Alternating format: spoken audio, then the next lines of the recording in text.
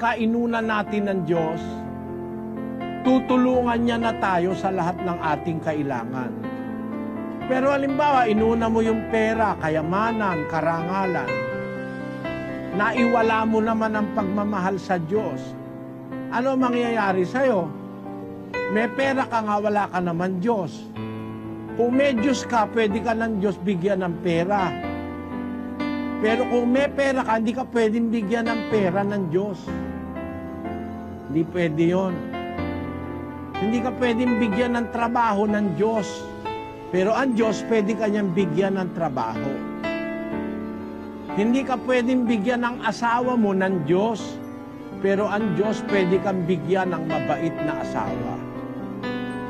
Hindi ka pwedeng bigyan ng anak mo ng Diyos.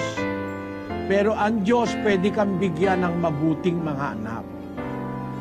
Kaya dapat una sa lahat ang Diyos sa tao.